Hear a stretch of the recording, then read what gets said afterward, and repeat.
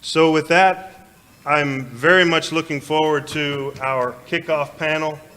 I believe everyone realized a couple conventions back we changed so that the keynote speaker wasn't the first on the agenda.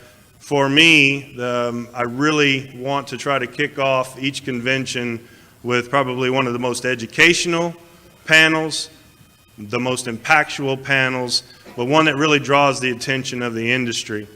And if you haven't heard of sports betting at this point and the effects that it could or may not have on racing, then you really haven't been paying attention to the news. But I am extremely appreciative for the panel that we've been able to put together to talk about sports betting and possible effects on the horse racing industry and wagering. Today we'll have a moderator, Ms. Michelle Fisher. She's the Vice President of Sales Business Development for Sport Tech Racing and Digital, overseeing the North and South American markets. Michelle? Included on the panel will be Mr. Joe Asher. Joe has been the CEO for William Hill US since 2012, when William Hill actually acquired Brandywine Bookmaking Services, which was a company that Joe had founded.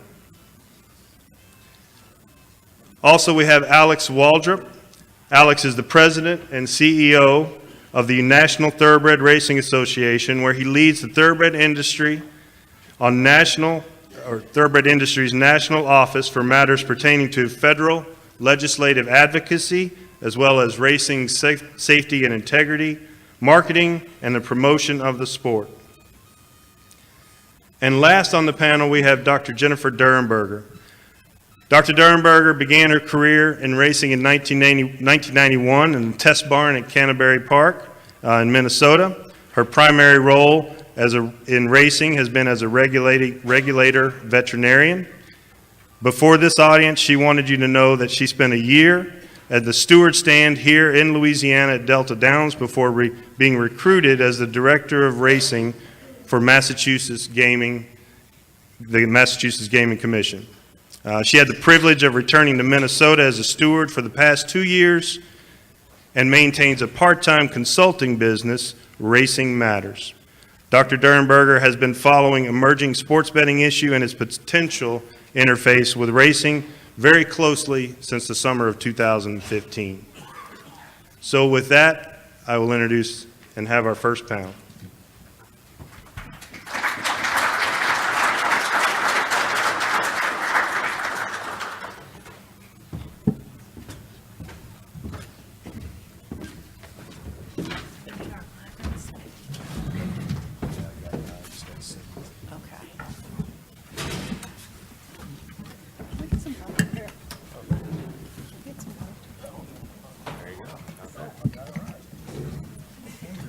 Musical chairs here with Eric.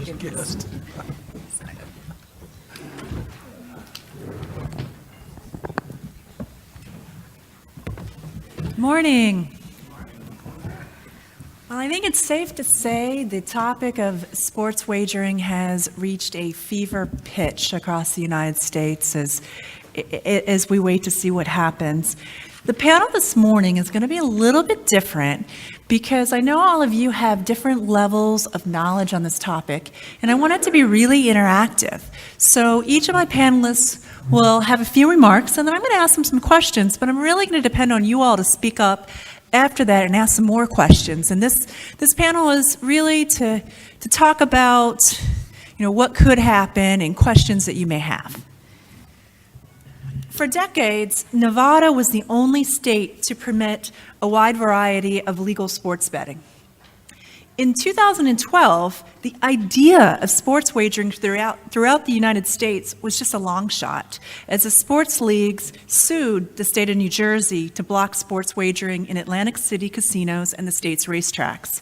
They called it a clear violation of the federal ban on state-sponsored sports betting, and it threatened their integrity. Since then, the case has had a lot of twists and turns, And now we wait for the United States Supreme Court to potentially strike down the 25-year-old statute PASPA, the Professional and Amateur Sports Protection Act. During this 6-year battle, the momentum has changed.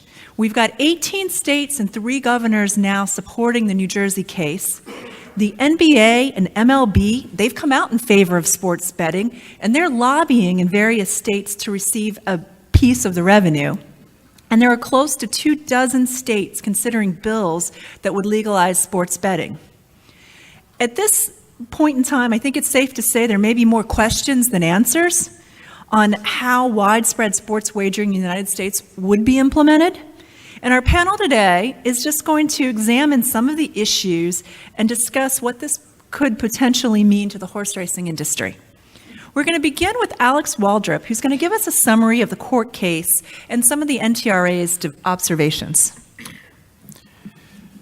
Thank you. I want to start with explaining to you where the case resides in the Supreme Court. Last December, the U.S. Supreme Court heard oral arguments in the case of Christie v. NCAA. It's now known as Murphy v. NCAA, much to the chagrin of Governor Christie. Now that he is out of office, the new governor gets the title of what may be one of the most important cases to ever affect casino wagering and our industry in decades. The case is going to determine, among other things, whether sports betting will be coming to Monmouth Park in New Jersey. At issue is the constitutionality of PASPA, the Professional and Amateur Sports Protection Act. That act generally prohibits states from legalizing sports gambling in the United States, except in Nevada and to a limited extent in several other states. The fact that the Supreme Court is even hearing this case is big news, because I've heard statistics, but historically, about 72% of cases that are heard by the Supreme Court on appeal result in some sort of law change. So it's very likely that something will occur as a result of this case other than a support for the lower court's decisions. Sure enough, those who attended the Supreme Court oral arguments, in which lawyers for the leagues, including the NFL, the NBA, and the MLB, lined up against lawyers for the state of New Jersey and Monmouth Park, were of the general consensus that the Supreme Court appears ready to invalidate PASPA and open the floodgates for sports gambling nationwide.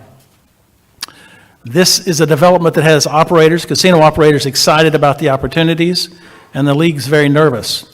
And many people in horse racing who follow this case are also, including many of you in this room, are interested in this result and should be. You couple this with the rapid rise of daily fantasy sports wagering, which in fact is owned by several of the leagues that are now are trying to stop this expansion in the Murphy decision. You have Congressman Frank Pallone's new Federal Game Act, which he filed in December of last year, which will overturn PASPA and set rules for states seeking to set U.S. sports betting rules. I'll talk a little bit about that later. You have a major push by the American Gaming Association now to legalize sports betting at the state level. And you also have a number of states, including Pennsylvania, Mississippi, and Connecticut, that have already passed enabling legislation that will spring into action should PASPA be overturned. And you have, as Michelle said, sort of this air of inevitability that something big is about to happen, and it's unmistakable wherever I go. But is legal, unregulated, widespread sports betting across the U.S. inevitable? Well, that depends upon who you talk to and who you think will win the day among the Supreme Court justices as they debate and they ultimately write the decision in the Murphy case, which they're probably doing today as we speak. One of the best authorities on the subject, in my view, is none other than Dennis Drazen, a horseman and the head of Monmouth Park, and also the architect and the genius behind the Monmouth Park strategy to circumvent PASPA and its prohibitions on sports betting. Dennis and I have spoken many times, And Dennis sees this coming out, resolving itself in one of three ways, one of three potential outcomes when we see this opinion in the next weeks or probably months, sometime in May or June at the latest. PASPA, one of the outcomes that he perceives is that PASPA is the law of the land and that New Jersey cannot have sports betting. He believes that's the least likely, but he does believe that that's one of the outcomes. A second outcome is that PASPA is unconstitutional, which would likely open these floodgates for legalized sports betting, or that New Jersey's partial repeal of its own sports betting prohibitions is permissible under PASPA, which means New Jersey and New Jersey alone will be permitted to have sports betting. So let's look at these three scenarios very quickly. Scenario one, the first scenario is pretty straightforward. The court could simply hold PASPA, and New Jersey's partial repeal, uphold PASPA, reject New Jersey's their case. It's also the least likely, as I mentioned. Only 3 justices appear to really give this any credence, and so you need 5 justices to win the day in the Supreme Court. So that looks like the least, at least if you're reading the tea leaves of how the questions went. Not always a way you can predict, but it's helpful. Scenario 2, the court could rule PASPA is unconstitutional because it violates the 10th Amendment to the Constitution's anti-commandeering principle, which forbids the federal government from commanding states to implement federal laws or policies that intervene or interfere with state sovereignty. Chief Justice Roberts, Kennedy, Gorsuch, Alito, Breyer all seemed to think this view had credence. And in fact, many people coming away from the oral arguments believe that's where this case is headed, hence all the interest in widespread sports betting. However, Monmouth Park actually argued a different perspective and thinks there's equally likely a chance that something else could occur, and that is that New Jersey's partial repeal does not violate PASPA because such a statute does not constitute an authorization of sports gambling. PASPA forbids a state from sponsoring, operating, advertising, promoting, licensing, or authorizing sports gambling. According to Dennis Drazen and Monmouth Park, New Jersey did not authorize sports gambling. They decriminalized sports gambling in their state. That's an important distinction. They didn't authorize it, they decriminalized it at racetracks and at casinos. This was smart because the Supreme Court has a long-standing preference to interpret statutes in ways that avoid holding a congressional act unconstitutional. And this case involves some very complex constitutionality questions around this idea of severability. I will spare you those details. Deciding this case purely on constitutional grounds, suffice it to say, could get very complicated. The statutory route is much cleaner and it's much simpler. And for this reason, the court could avoid this quagmire and conclude simply that the New Jersey's partial repeal of its sports betting laws does not rise to the level of an authorization under PASPA. I think the newest Supreme Court Justice Gorsuch certainly gave this idea some credence. Kagan also seemed to like this approach. She seemed to like an opportunity or a way to avoid a constitutional conflict. So we'll see. What would this third scenario mean? Well, it would be great for Monmouth Park. Monmouth could proceed to self-regulate at their facility, but what other states would follow this lead? Probably very few, given the heavy regulation of gambling in the U.S. Instead, this would cause a rush to Congress to repeal and replace PASPA with a much more workable solution. And we fully expect that scrum to occur no matter what happens here. Anyone who loses at the Supreme Court will come to Congress to get some relief. And I can tell you that the NTRA has been working on this issue for a year. We're ready to go. We're just waiting to see what happens. So with that, will Congress act? I don't know. We'll have to wait and see. That's all to be determined. But from the Supreme Court's perspective, it's a toss-up. Repeal, partial repeal, we don't know. We'll see what happens. Thank you, Alex. As I said, more questions than answers. I was going to ask you, Joe, is your company, do we have a line on what's going to happen in the UK? Yeah, there's no line that we have anyway. I have seen some lines offshore, and but look, I think as Alex said, you know, there certainly seemed to be. I was at the argument in December, and you couldn't have been at that argument and not had a pretty decent feeling. But the reality is, you don't know, and you're trying to read the tea leaves and trying to understand the judges' votes based on the questions they ask. So I tell everybody, you know, we could lose. I mean, clearly one thinks that sports betting is the favorite, but it's by no means a certainty. Thank you. Through her consulting business, Racing Matters, Jennifer Durenberger has been working with a variety of groups on the state level. I'd like you now, Jennifer, to give us a little update on what the sports betting movement, how it's unfolding on a local level. So I'll pick up where these two gentlemen left off, particularly Alex. The conclusion is that everyone's taking a wait-and-see approach, but at the same time coming up with some plans rather than just being broadsided by an unexpected ruling.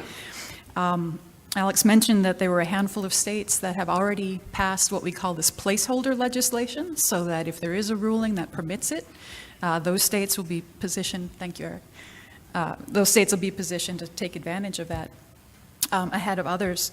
But what we're seeing is three things that I can tell you overall. We know that states are interested in transitioning from this, you know, illegal sort of into a transparent and regulated market so that they can access an additional revenue stream, and that the interest and pressure from their constituents is sufficient enough that they're being very proactive here. One state, in particular, Rhode Island, even included revenue from legalized sports betting in its proposed budget, and I understand that this morning in New York, the Senate also included a line in its proposed budget. And so this is activity that we're seeing at a state level I haven't seen before in any issues that I've followed in terms of being ahead of the curve. And so the level of activity here is very different from state to state, and you all are experiencing that. But it's definitely something that your state's going to be involved in at some point, one way or another, depending on the outcome of the Supreme Court's decision. So as a policymaker, as a longtime regulator, which is how you all know me, forgive my sort of decision tree thinking analysis here, but really the threshold question will be, if there's a ruling that permits it, states will have to determine, do they want to have sports betting or not? We know that some states will probably answer that question no. Most states, it would seem, given the number of bills, I think there's over 40 plus bills right now that are introduced in over a dozen states. I think most states are probably going to say yes. They're going to answer that question yes, but there may be some states that say no. The second question then becomes, how do we enable that in these individual states? So some states, we already have enabling legislation passed. Some states are going to actually require a constitutional amendment, and that's going to take some time. Some will require the way that their existing expanded gaming statutes are written. Some of them will actually be able to do it at brick and mortar facilities, but to expand it beyond that into an online product will take an amendment. And some of them are going to require entirely new enabling statutes. So it's very analogous in some ways to expanded gaming that you all have been through probably at some point in your state. The issues this time are different. It's happening at warp speed relative to the way that expanded gaming came along. And then the third question is going to be, who's going to be in charge in your state? If the agency that regulates horse racing in your state will have oversight, or potentially merging with one that will, your existing long-standing relationships with your regulatory body, your commission, your horse racing board, and your legislature are going to be key here. Relationships are critical. And then the last question will be, and this starts to get a little bit more granular, is then where would it take place? So if the state says yes, if they pass legislation that enables it to happen, and they decide who's going to be in charge of it, then the next question will be, where is it going to occur? And we see this in a number of proposed bills. You know, some states have multiple bills. Some of the bills will say brick and mortar facilities only. Some of them go the other gamut, which is online and open. And so then that'll be something else that takes place. At that level, there's lots of things that are far more granular than that, and I'm going to pass it off to the next speaker, but we can come back to some of those things later, depending on your interest. Thank you, Jennifer. Now I want to turn to the commercial side of sports wagering, and I want to hear from Joe Asher. And Joe brings us an interesting perspective, because one of the things Eric didn't say about him is that he started his career in horse racing. And I find it really interesting through his company, Brandywine, that was bought by William Hill USA. He started working in Delaware at the racetracks with sports wagering. And then William Hill has been working with Monmouth Park since the beginning of the court proceedings. And, you know, looking at it from that perspective, Joe, tell us a little bit about how you see sports wagering unfolding in the United States, and a little bit about both the Delaware and the Monmouth kind of structure. Sure. So, as Michelle mentioned, I did grow up around horse racing. Grew up working at the racetracks in Delaware. Started going to the track, well, my earliest memories. And we're the risk manager is the title, but effectively the bookmaker for the state lottery and the parlay business in Delaware, which initially started at the three racetracks: Delaware Park, Dover, and Harrington. Basically, they exist sort of side by side, literally in the grandstand. Over sort of to the left side as you're facing it is where you'd bet sports. On the right side is where you bet the horses, and clearly brings a lot of people in, especially on the weekends. I mean, typically, for Sunday NFL, people are betting Saturday and Sundays. The Monmouth situation is kind of interesting. Alex, I think, called Dennis a genius on the issue, or something like that. And clearly, I don't think there's any person in America, literally, who's more responsible for the state of play and the case being in front of the Supreme Court than Dennis Drazen. Dennis has been the guy really pushing a lot of everything that's happened. And I sort of had read about what Monmouth was, and what Dennis was thinking of doing at Monmouth a number of years ago, and just picked up the phone, called them, and said, "I'd love to come and talk to you about it." William Hill is one of the biggest sports betting companies in the world. Been in business 85 years, and has a very successful U.S. business now. Anyway, I went and met with Dennis, and as Alex said, Dennis is a horseman, and so we met in his box at Monmouth and got to talking about it, and that sort of led to the agreement where we have literally built out a sports book at Monmouth Park. We did it a number of years ago, spent over $1 million to do it, and it took an old cafeteria and sort of made it a modern sports bar, sports book. And then really over the last several months since the Supreme Court argument, when people sort of got a good feel for it, we've invested more money and built out an area adjacent to the sports book, just out of the concern that the sports book itself would not be big enough to handle the hoped for, anyway, if not expected, crowds. I think everybody's expectation is Monmouth would probably be the first place to take a bet in New Jersey when it becomes legal to do so. And we've certainly gone through the various permutations of it. Does the Supreme Court strike down the statute? What happens then? Do they do this sort of approach where the unregulated version of Monmouth Park is permissible, and how would that work? What would that mean? How would we do it? There's all sorts of questions as you start to drill down on it.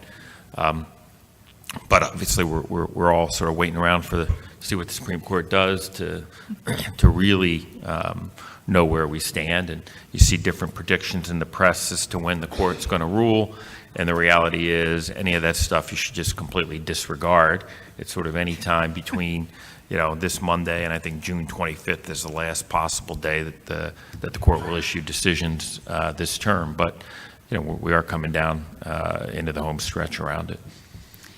And we're going to get into some more in-depth conversation about this. But Joe, can you just tell us, how do the horsemen benefit in both Delaware and Monmouth? I know they're different scenarios, so could you just share that with us? Sure. In Delaware, there's a percentage of sports betting win that goes to the horsemen. I forget the specific percentage, but it's set by statute, as I recall, in Delaware. In New Jersey, the horsemen are the lessee at Monmouth Park, and our agreement is with the horsemen. And basically, it's a 50-50 profit share. We put in a little over $1 million to help build out the sports book, and then we're 50-50 partners in the proceeds of it. And obviously, the bigger that number becomes, the better for both sides. So there's a direct financial benefit flowing to Monmouth by virtue of being the leaseholder and the operator of Monmouth Park. Right. So I wanted to point that out. So at Monmouth Park, there's nothing dedicated per se to purses, but since the horsemen run the track, the administrators there can allocate it any way they see fit, the profits that they would make there. Yeah, I mean, as of right now, there is no law in New Jersey that allows for sports betting. The current law sort of decriminalizes it at racetracks and casinos. There's now an injunction, I guess, against that law. But depending on what the court rules, there would either be new implementing legislation that would be passed at the state level in New Jersey, or the unregulated, decriminalized version would remain the state of play. As horsemen have made the argument for years, we put on the show. We need a piece of the pie. The sports leagues expect some sort of compensation from sports betting, and it could come in a number of ways. You know, in other markets, they see revenue from selling their data, their pictures, sponsorship increases, television increases, and we're seeing right now from both Major League Baseball and the NBA that they're trying to get a percent from wagering as an integrity fee, as they call it. So with the guys out there putting on the show wanting a piece of it, the state wanting a piece of it, the operator at whether it be a racetrack or somewhere else wanting a piece of it, where does horse racing fit into the sports wagering landscape? Joe, I'll start with you. Sure. So the so-called integrity fee is 1% of handle, which translates into about 20% of revenue. Ballpark, the margin on sports betting is about 5%, and has been trending downwards over the last several years, and that's sort of structural because of the prevalence of mobile betting, which is inherently lower margin.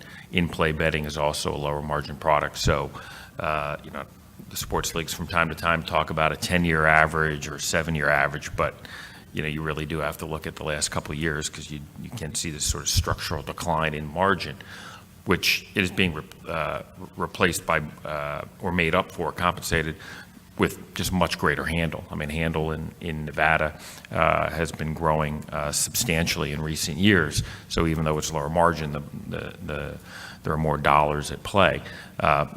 But this idea that somehow the leagues should get 20% of the revenue off the top, I mean, it's got nothing to do with integrity, right? I mean, it's just a cut of the action. And so the question becomes, there's a finite amount of money at play. How does the pie get divvied up? And certainly states will seek their share through the tax rate. And keeping tax rates, fairly modest, I think is critical to the success of horse racing. In Nevada, the tax rate is basically a tiered scale that caps out at 6.75%. The effective rate is a little bit lower. Some of the state bills have been sort of, in that general area, maybe slightly higher, all of which is sort of okay. One state, however, Pennsylvania, has a 36% tax rate at the state and local level. And then you have to add on to that, there is a 1/4 point tax on the handle at the federal level. So that translates into about 5% of revenue if you figure it out. So in Pennsylvania, the legislation is you have to pay $10 million up front for the privilege of then paying an effective tax rate, of 41% plus or minus. So suffice it to say, it's not particularly attractive. We're not spending a whole lot of time trying to figure out what to do in Pennsylvania right now because the economics just don't make any sense. contrasted to the sort of the high single-digit tax rates in other states.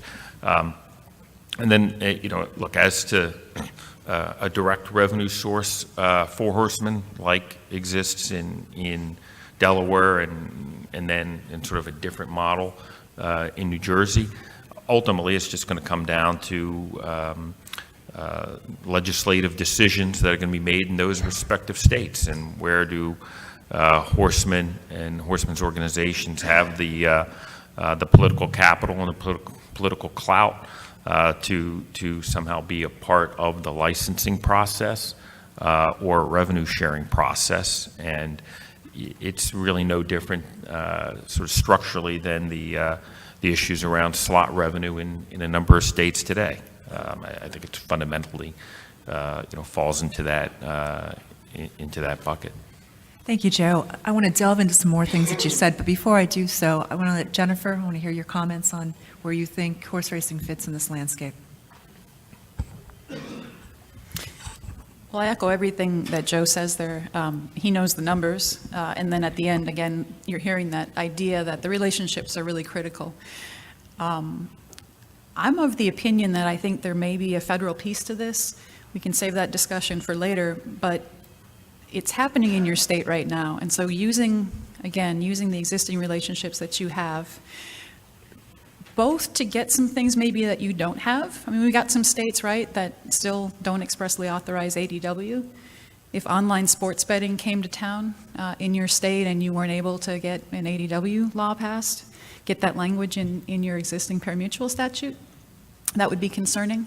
Had a conversation earlier with one of your executive directors who was talking about the ability of the operator to have the flexibility to offer different wagers than just your standard whips, win, place, show, and exotics. Like, wouldn't it be great to have some additional wagering product available?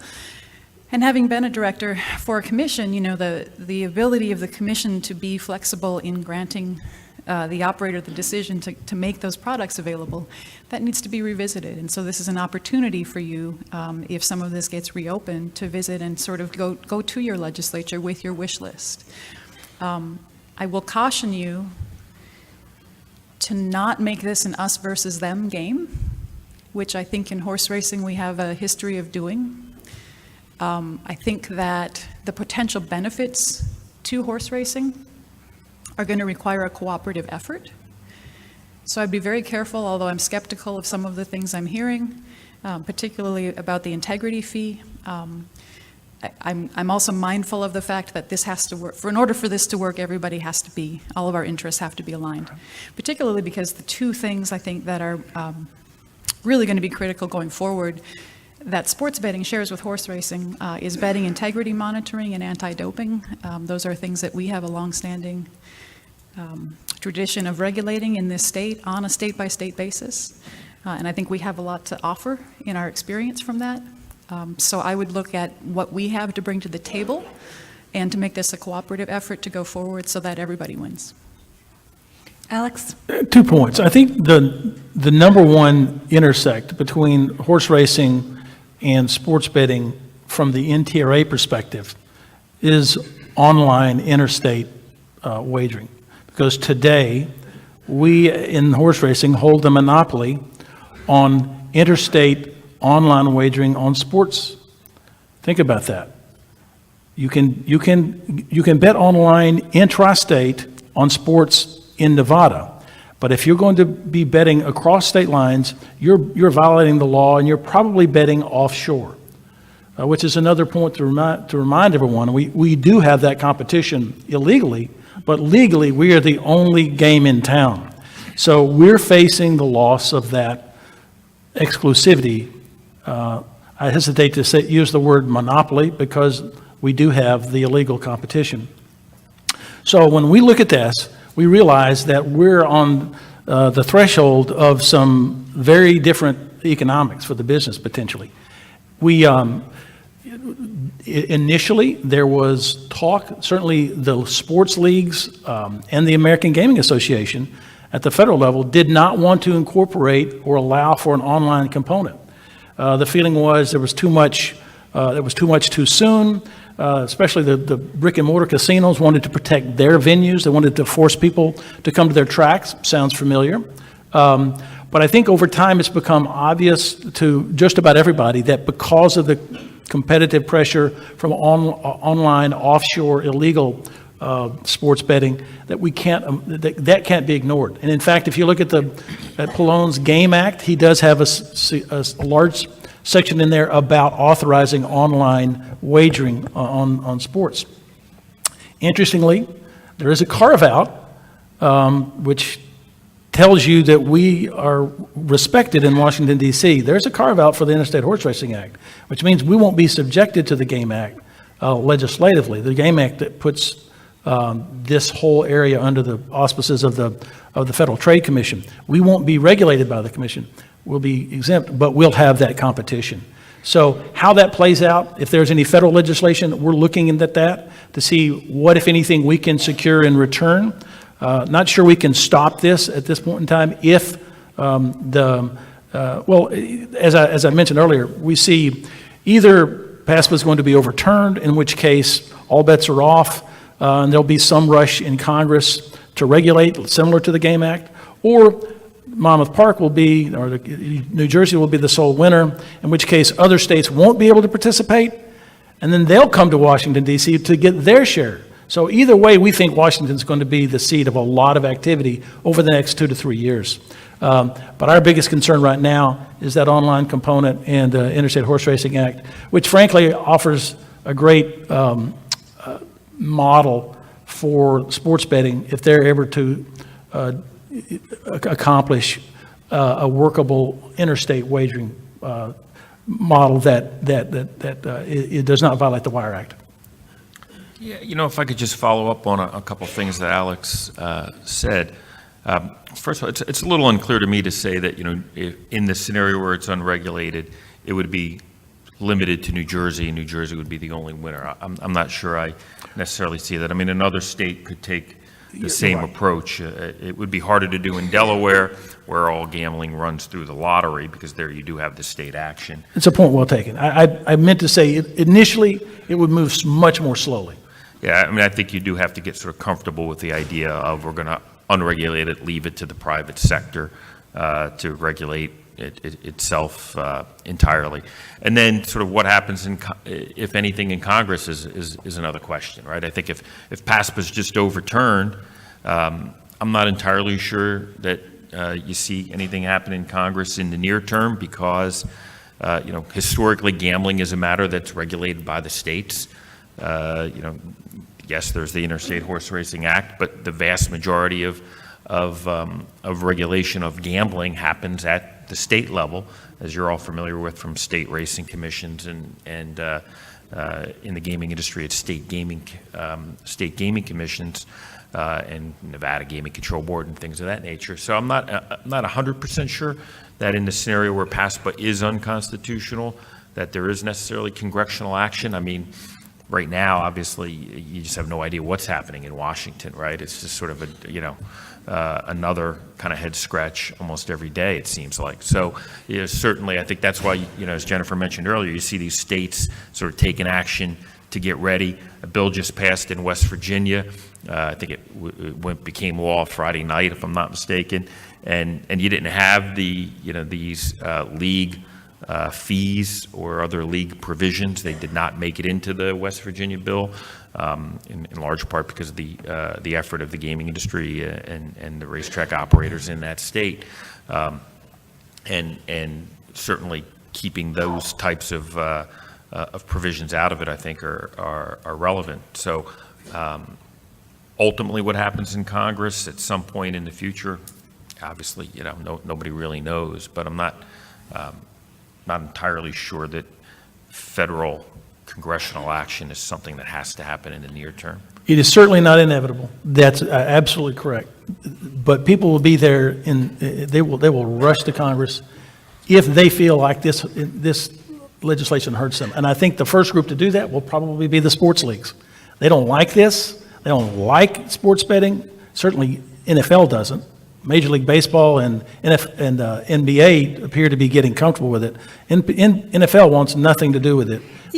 They've always been an opponent in Washington, and they'll try to slow it down any way they can because they don't want the regulation, they don't want the integrity issues to be questioned.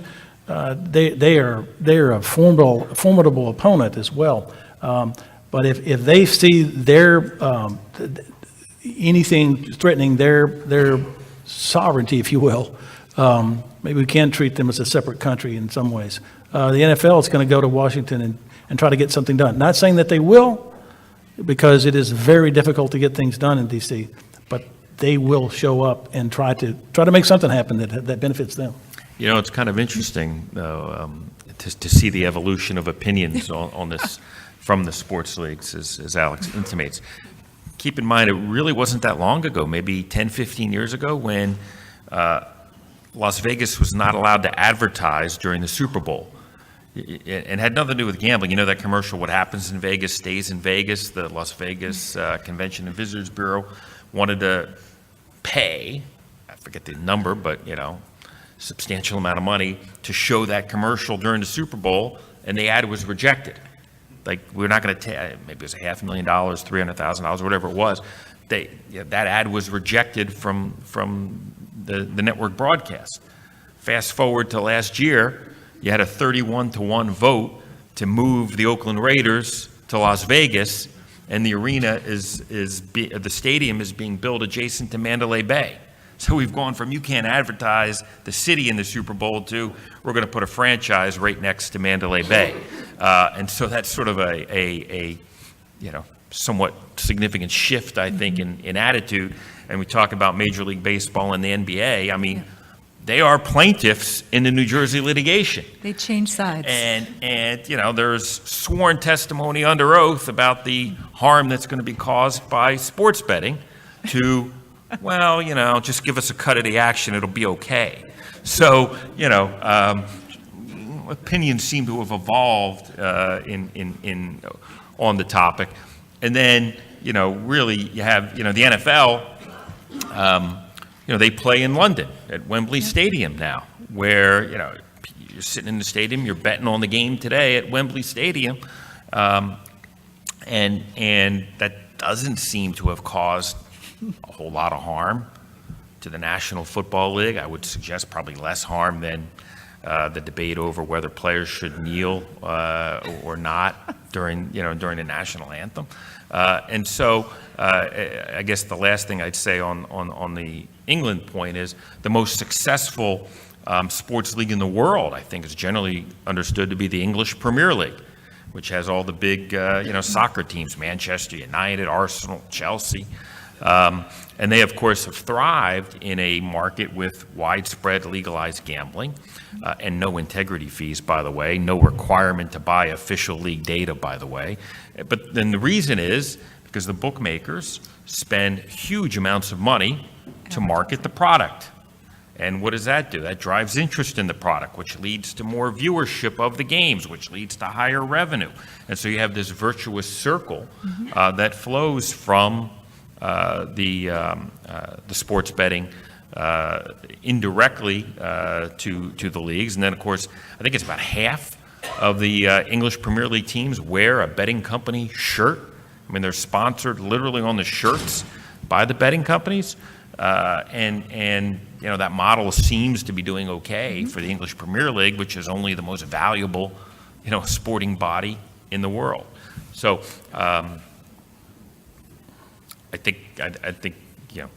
clearly the opinions of the sports leagues are revolving here. Maybe Alex is right, and the NFL never comes along, but never's a long time. They see green pretty well. They figure out where the dollars are.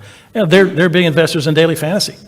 So there's a little bit of hypocrisy here. That's a great point. Yeah, daily fantasy sports betting. I was glad to see you add the betting to it, as I always do, because that's really what it is. I think it's an accurate term. But somehow the idea that daily fantasy sports betting is okay and traditional sports betting is not is fairly hard to reconcile.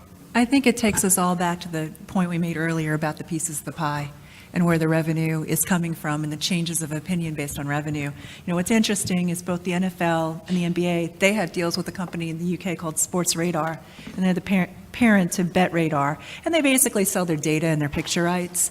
And so, you look at these kind of things and say they're so opposed, but yet this is a revenue source for them in the UK. So I think it all, like the rest of the world, I hate to say it, comes back down to money and what it's going to get for them and whether it's ratings. And it's one of the things we see in horse racing that, when your product is in every sports bar, every hotel lobby, you're going to benefit from it.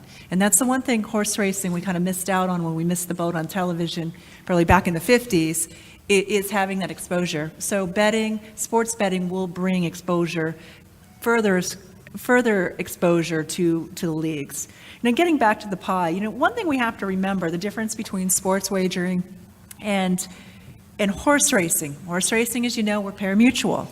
And sports wagering is fixed odds. And what does that mean? That means that these operators that are coming into each state, they are taking the risk. And Joe started talked a little bit about what the net hold is, and that's around maybe 4 or 5%. You can correct me here. So when you all are thinking about how much this means in terms of revenue, it's a different pie. It's a large volume pie, but it's different. Last year, I think you shared with me in Nevada, they bet $5 billion on sports. I have a stat here that says that the American Gaming Association estimates $150 billion is bet annually on sports by Americans. Now wait, where are they betting on this? So, it brings another point as we talk about the pie, the fight for the pie, to where is the betting happening? It's happening offshore. There's a lot of sports betting happening in the Caribbean. It's happening in Central America. And we need to talk about, as we figure out where we sit, how is sports wagering in America going to lure these players to play here, whether it be in facilities or online? So, Joe, how would you address from a operator standpoint what needs to happen in order to bring those customers back into the U.S.? Well, clearly, I think the need for the legal market to be able to compete with the black market fundamentally comes down to regulation and tax rate, right? The offshore black market operators don't pay any taxes. They don't have to comply with the myriad of federal regulations. They don't have oversight from FinCEN or their state regulator as we do. And so that's why tax rates become critical with respect to our ability to compete. And, they've got established customer networks. Now, I will say that, on a smaller scale, the experience in Delaware has been that largely the illegal parlay card market, which very much existed. I certainly remember parlay cards around my dad's newsstand when I was a kid in Wilmington. But largely the illegal parlay card market in Delaware dried up because the state offered a legal product that was priced competitively. I mean, one of the most important decisions that was made back in 2009 when it started was, what are the payoffs going to be? And you could have taken the attitude that, in effect, the state had a monopoly, and it may have had a monopoly in the legal market, but clearly not vis-a-vis the black market. And so the decision was made to pay prices that were competitive with Las Vegas pricing on parlay cards. So customers felt that they were getting a fair shake. One of the other quick things I did want to mention as we talk about horse racing and sports betting, and obviously in the U.S. The market has developed where it's a pari-mutuel market. That's not necessarily the case in other parts of the world where you do have fixed odds betting on horse racing. Today, the fixed odds in Nevada is really pretty small. It's really just Derby futures and maybe Breeders' Cup Classic futures. A very popular bet in Las Vegas are the Derby futures and who's going to win the Derby. And that's extremely popular at this time of year, to be sure. I mean, it's fairly low margin. There are years when we lose on the Derby futures. I mean, I'll never forget a few years ago, back when I'll have another one, the Derby. Doug O'Neill, showed up, and I can say his name because he was very gracious after he won. And but I think they bet the horse at 150 to 1. We moved it to 100 to 1. They bet it again. We moved it to 75. They bet it again. We moved it to 50. They bet it again. They were betting the horse down to 20, all the way down to 25 to 1. And stupid me, it was before his first start of the year. I should have gone out to Santa Anita and bet him in his first start that year. I didn't. But obviously, when he did win, we wound up having a very unprofitable Derby future book that year. But we got some great pictures because Doug came out and did pictures spanning all the hundreds when he cashed his tickets, which is great. But it would be interesting to see, also what ultimately happens around, fixed odds horse racing in the U.S. and does that change things a little bit from the pari-mutuel model that we're all so used to and so accustomed to. And that's something Jennifer was speaking about earlier, about this, with this bills going into the states, it gives you an opportunity to maybe add some things that you don't have. And I think fixed odds is another discussion we need to have as a group. Is that something we want? There are a lot of studies in other countries where pari-mutuel and fixed odds run side by side, and that's something that we may want to look at. But for right now, I want to go back and look at a couple more things. As we're looking at what this landscape could look like, one of the things that I think, Jennifer, you had brought up is that we don't know how this is going to be regulated.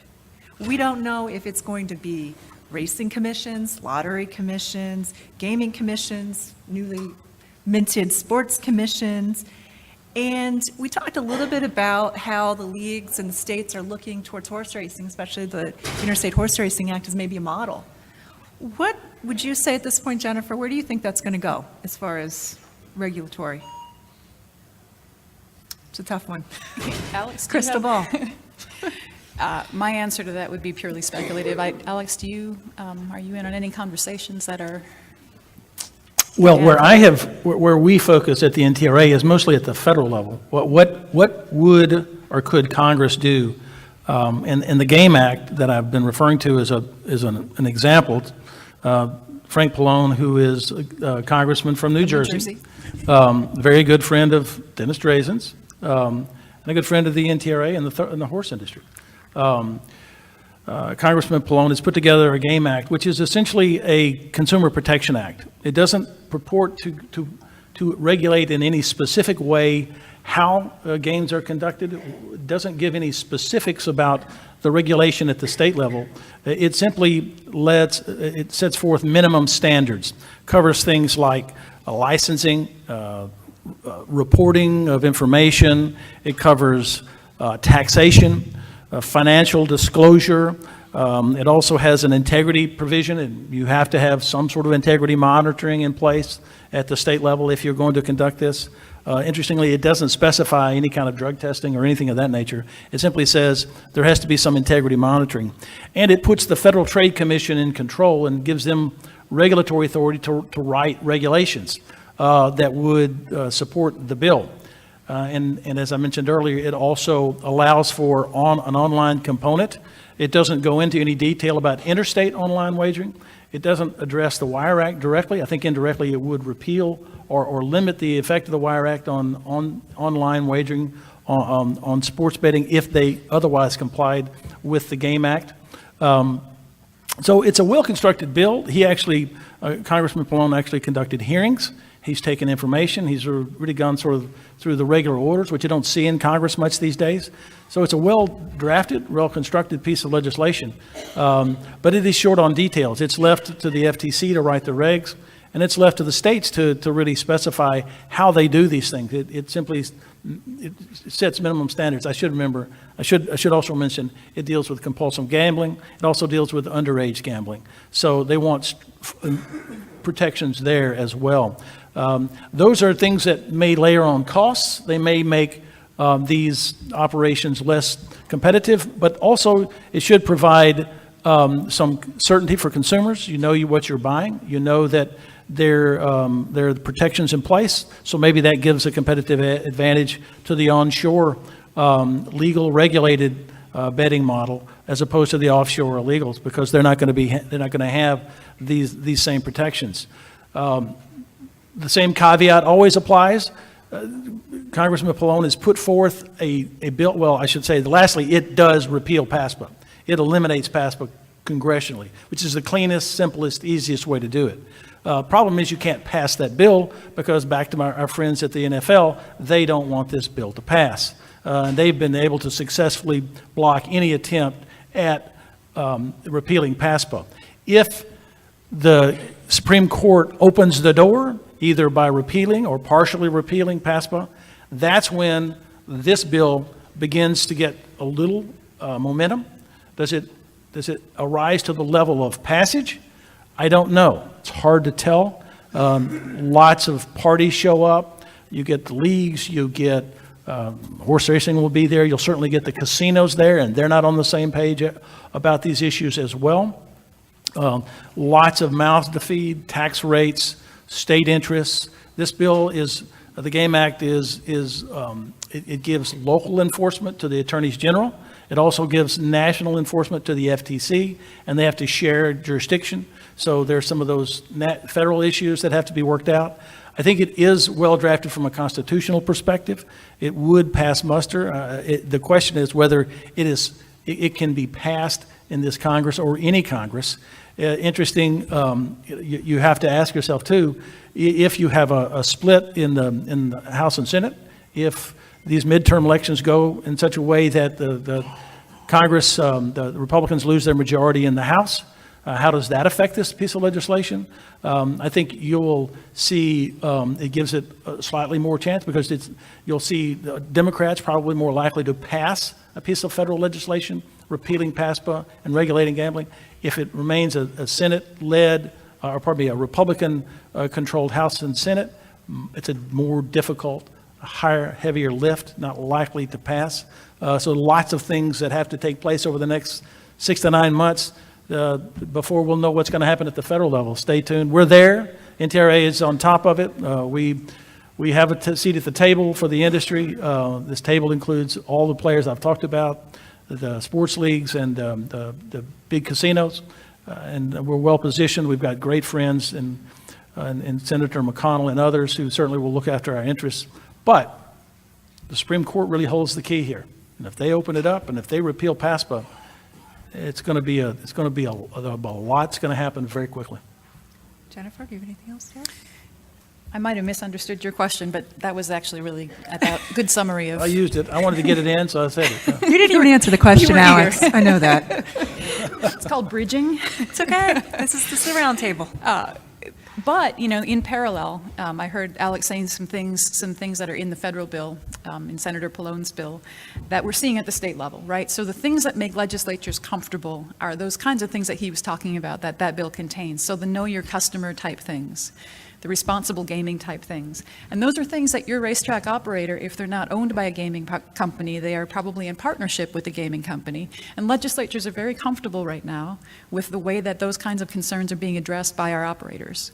So to the extent that you can support those pieces of legislation and have some understanding there and be on board with those things, it's a natural fit for sports betting to go into whatever agency it is that regulates horse racing. We're seeing it in some states in lottery.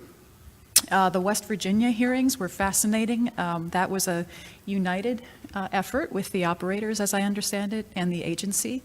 It was very thoughtful. If you're interested in some of the economics, not just from the operator's perspective, but from the state's perspective, I think they did a fantastic job laying that out at their hearings. Their archive, there's nothing more fascinating than watching archive legislative hearings. I do it so you don't have to.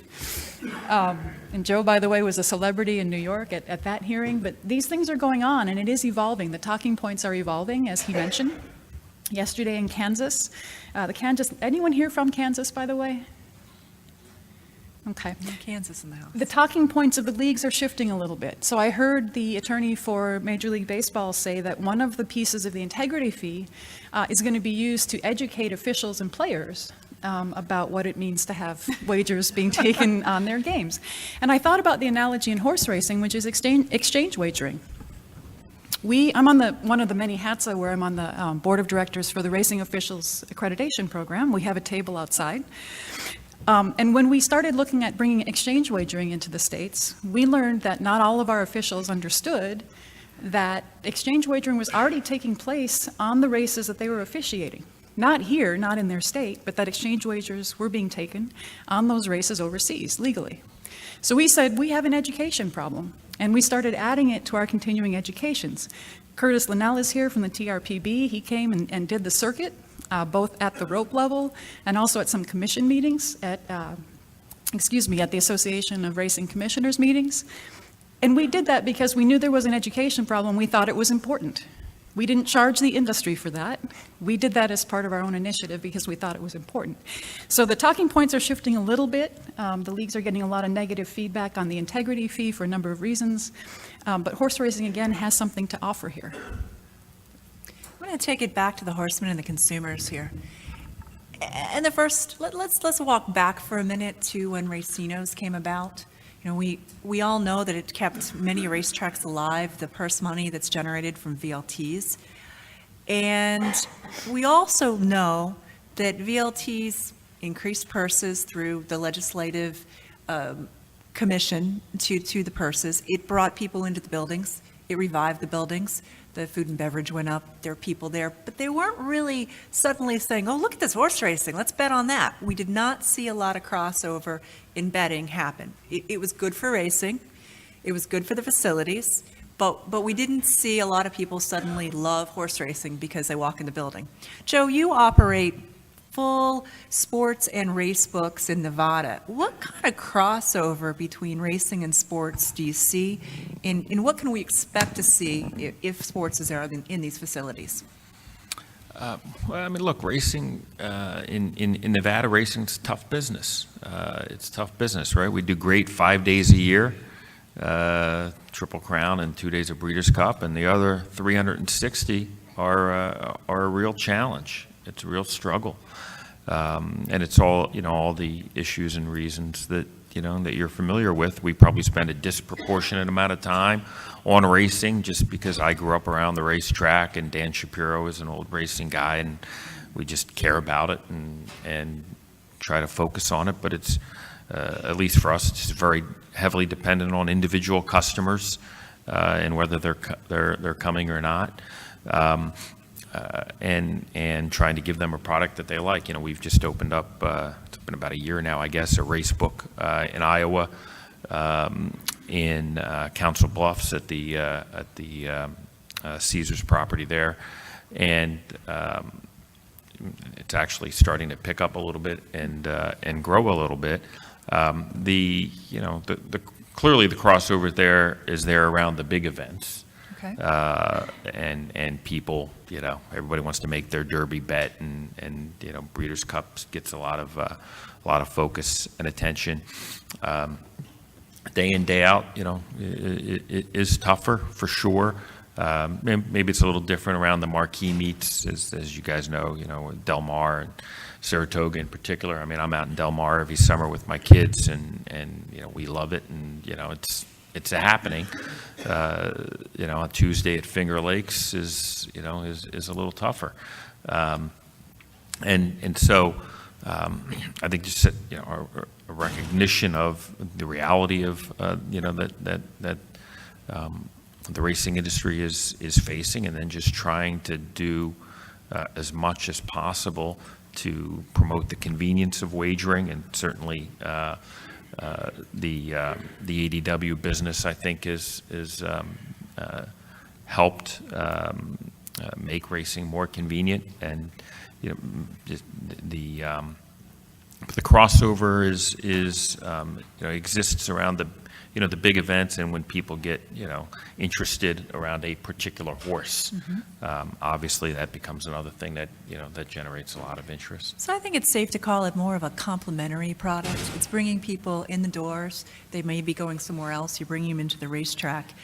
And now we see racetracks vying for the opportunity, such as at Monmouth Park, to be able to offer sports wagering. And each state's going to decide where it's permissible. Your more conservative states are probably going to go to established casinos and racetracks, whereas other states, may where they don't even have racing, will be allowing it into many other places. So we could see it going to established racetracks, casinos, internet platforms, ADWs that currently exist. It could be in Indian casinos. It can be in places where they sell lottery tickets. And who knows from state to state where it could be. It could be in a sports bar. So what should the horse racing industry be doing to make sure that their facilities, their ADWs, aren't left out? Yeah, look, I think it's back to, we were talking about what Dennis is, and how Dennis Drazen has positioned the racetracks in New Jersey. And it is through that legislative process. I mean, ultimately, unless and until Congress gets involved, it's going to be a state issue. And among the most critical decisions at the state level are who gets the licenses, who gets the right to offer the product. And certainly under the old legislation in New Jersey, and one would think under the new legislation, the racetracks will get that right. And that may not be the case in all states. And so clearly, in my mind, the number one thing is to be involved in the legislative process and trying to get some form of either getting the licenses or some other entree into it. I mean, the current bill in New York that I believe is now out of committee on the Senate side, the licenses go to the 4 casinos, but they're allowed to have affiliates where you can go to sign up for mobile accounts, and the affiliates would be racetracks or OTBs. And so, figuring out a way to get included in legislation is the one obvious area to me. Alex? I would add, and Joe, you're too modest to say this, but the number one thing you should do is you should be on the phone with a William H. Hill or somebody else who does this business, because this is not our business. We don't understand this. It's vastly more complicated and risky than pari-mutuel horse racing. You need to get experts, and they're out there that advise you. That you should not go down this road thinking that this is just another case where you're going to divvy up purse money. It is much more complicated, and if you're not prepared, if you're not well advised, you could be left behind for any number of reasons related to the fact that you don't really understand the business. So I would caution all of you to go and find Joe Asher or William H. Hill or some other entity that can provide you with the expertise that they provided to Monmouth Park. It's just a different game. You just have to be prepared, and if you're not doing your constituents or the industry any favor. I think that's, if there's one takeaway from this today, I think you need to take that away. This is not horse racing. This is something very different, and you need to be prepared by people who do this business. We're not in this business. What he said. Exactly, Alex. I think we all concur. That was a great way for me to now open it up to questions from our audience. Go ahead, Blue. I have a question for Joe. At the Monmouth Park model, who would bear the risk? Would your William Hill Company bear the risk on the fixed odds wagering, or would the park itself bear it, or the state? We bear the risk. We take the risk, and it's something that we're comfortable with because we understand it, and we're able to stomach the volatility around it, which is a big part of it.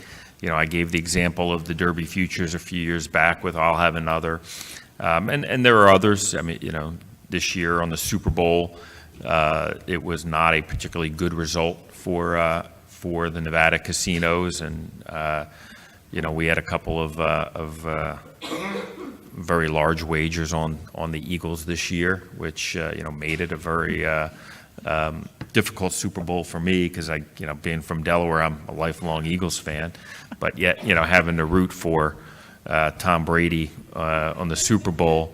I mean, hasn't that guy won enough in life, right? I mean, it was kind of nice to see them finally not win, but. Yeah, the risk is something we understand. I tell people if you want to talk about table games or slot machines, I can have a very superficial conversation with you. If you want to talk about hotel rooms, I can tell you what I thought of the pillow in my room last night. But it's very superficial. But, you know, sports betting happens to be that tiny little niche of the world that we happen to know a fair bit about. And certainly the risk management of it is most fundamentally the most critical component of a sports betting operation. One follow-up. Go ahead. In the West Virginia legislation, is the state lottery commission going to bear the risk, or is the operator? I'm trying to think if, I'm not sure what's in the legislation. My expectation would be that the operators would ultimately bear the risk. But on West Virginia, I and a number of people were principally focused around the cut of the action for the leagues, the so-called integrity fee, which I did hear that yesterday in Kansas, they said they weren't the ones who coined that term, which was kind of news to me. It's in their model bill. Yeah, let's blame the media. Fake news.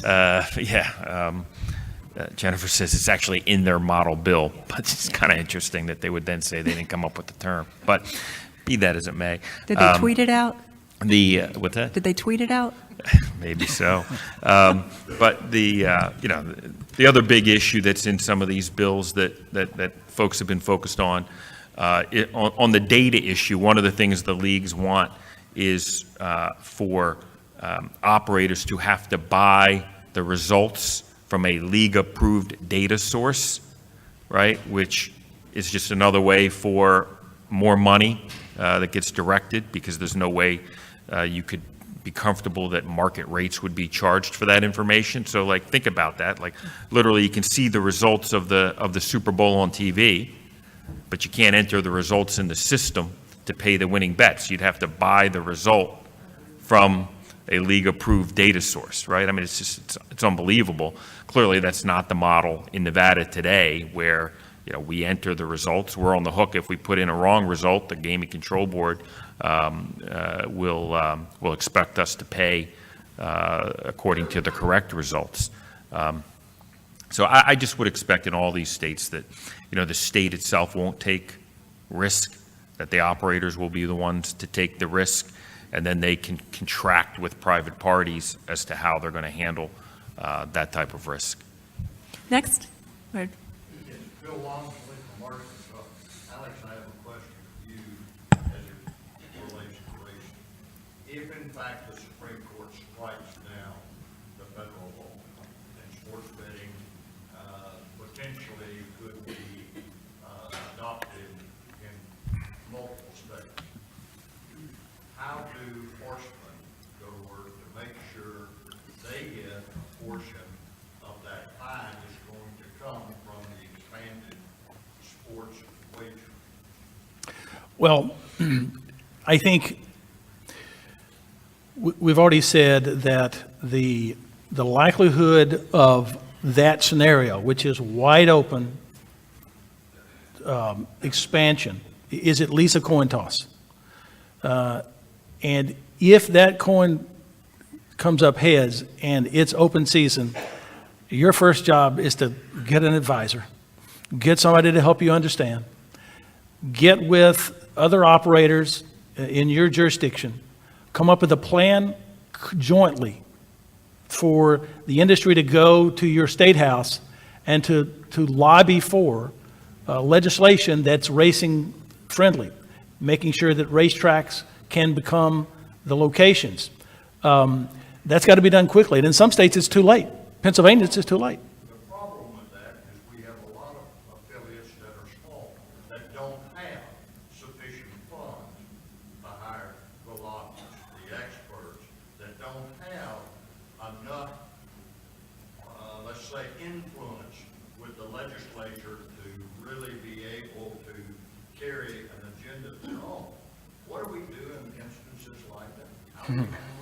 Well, maybe the expertise can be something that the HBPA, the National HBPA, or maybe the NTRA, we can work together to provide some of that to the smaller affiliates.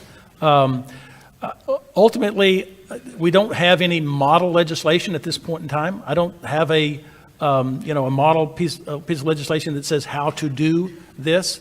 Maybe that's another? Model is ideal because it's so different in each Yes. state. Right. For instance, in Arkansas, where every 2 years we face potential for additional casino, with the casinos now being at the dog track and at the racetrack. And with us getting by law 14% of the number in at the casino at Oklahoma, which is now 2/3 of our purse. And our purse structure is now $450,000 a day for our purses. Well, constitutional amendment comes every year. We've got one this time with the Cherokees and the Quabos, in its 2 specific locations. Well, what we did is we negotiated with the Cherokees and the Choctaws on the front end, and it provides that instead of a casino commission regulating Oakland and the dog track, it provides that the racing commission will do that.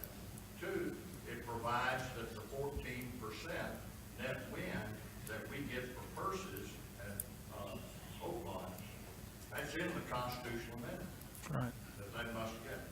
And also, it provides in the constitutional amendment that we are entitled to negotiate with the racetrack to pick up any additional sums that we pick up by contract.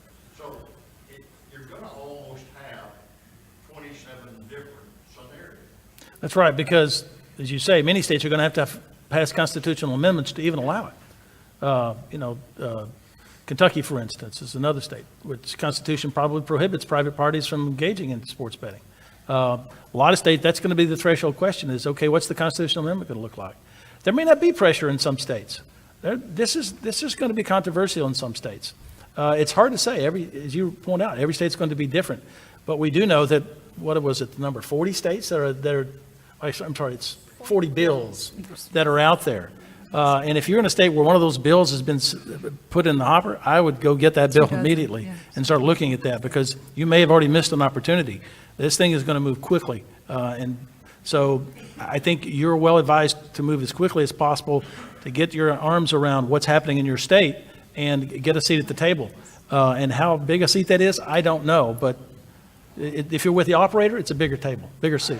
Say to the people here, your seat's going to be bigger if you do it collectively rather than trying That's to right. do it. That's right. Get your operators, get everybody together on one voice, because you're going to get You past the. Yeah, unification is important because we're not on the agenda. We have to be on the agenda. Eddie? I have one quick question. Absence of the federal legislation that Alex talked about, this will not, it'll be compartmentalized to people within the state. But if something of that nature passes, can you see this possibly mitigating the effectiveness of the Interstate Horse Racing Act that we currently enjoy at least some say in how our signals are handled across state lines? It's just something that kind of concerns me, that we might lose a way to participate in the host fee end of it. Well, the Interstate Horse Racing Act is exempt from this particular bill, so it would not be directly affected. If your question is if it will be indirectly affected by, keep in mind that if it is only at the state level, there will be no authority to conduct interstate sports betting. It will have to stay intrastate. If we set up a separate system of fixed odds wagering on horse racing that is now exempt also from the Wire Act. Yeah, that would be done. Set up a second channel that would compete with the current host fee, that would be my. Right, and that would have to be done at the federal level. It'd have to be a specific federal bill that would address the interaction between the two, and there would be a lot of discussion. I can't tell you but that's that's one of those tables that we sit at, and where we'd be looking out for the horse racing interest. But that would have to be done at the federal level, because now you're talking about that interstate component, which is prohibited by the Wire Act. That's where and why you'll see activity at the federal level, because people will very quickly realize that to get the kind of liquidity they want in these games, they're going to want a nationwide market. And to do that, they're going to have interstate wagering. But isn't it also fair to tell our audience that the NBA has already in place a bill that mimics the Interstate Horse Racing Act? Because I think that touches a little bit on the concerns of what our group has. Whether it comes to fruition or not, I mean, they're teed up. Yeah, One look, other quick, if I can, real quickly.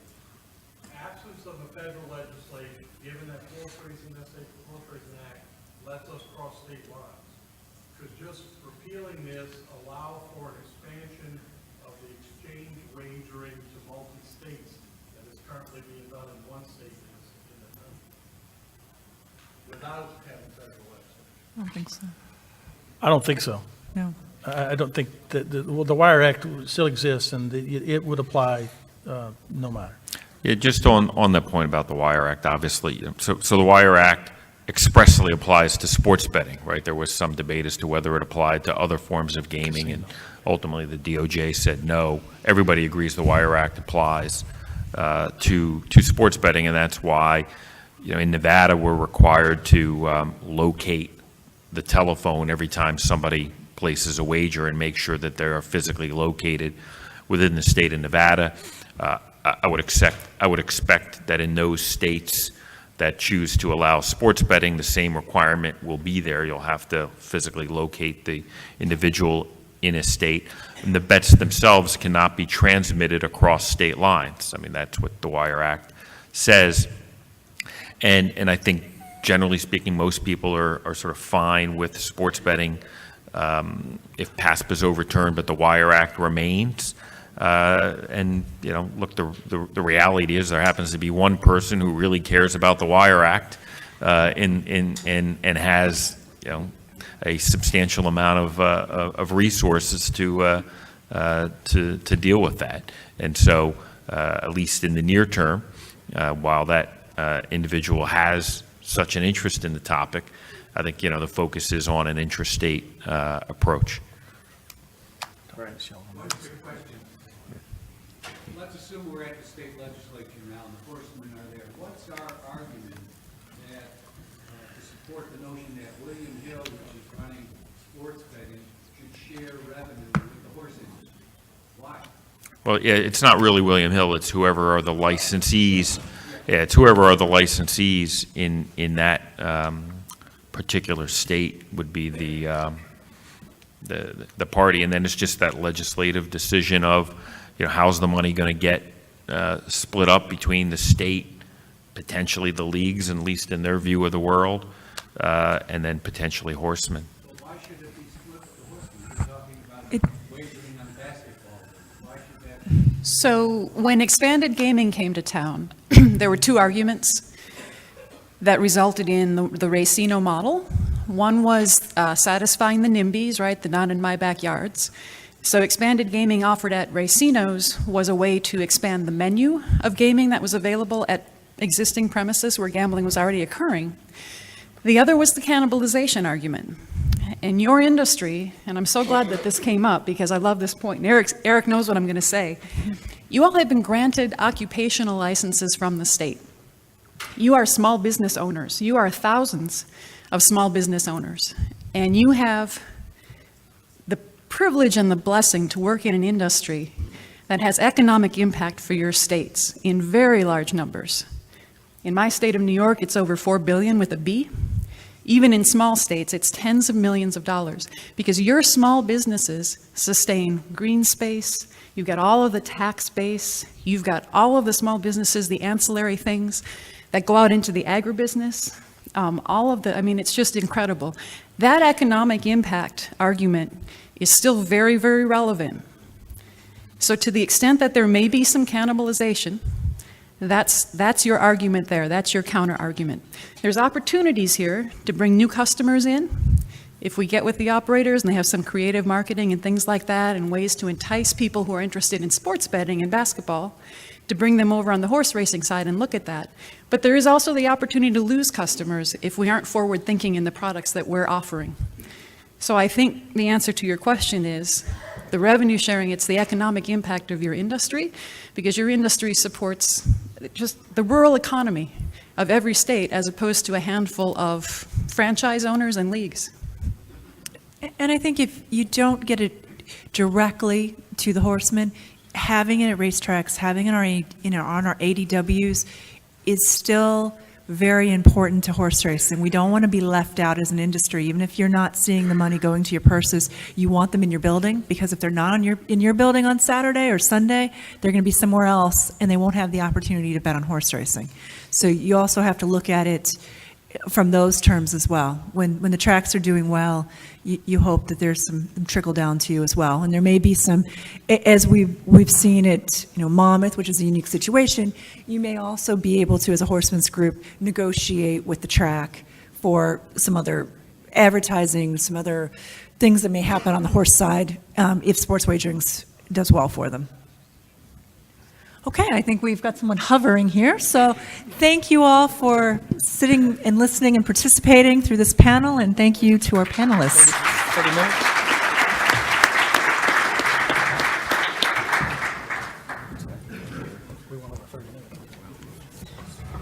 Well, again, I want to thank everyone on the panel. That was a great topic to get started. Probably one we could sit and talk for hours on. I'm very glad at the end Dr. Dernberger was able to touch on the economic impact, because that's one thing we preach a lot in DC, is we are an industry. We're not a sport per se. We're not a game per se. And to keep it viable means the sustainability of many jobs throughout the country. Hopefully in the next 2 or 3 weeks, the American Horse Council will be coming out with their new economic impact study. I wouldn't want to be quoted, but currently the racing sector has a total combined economic impact of $36 billion.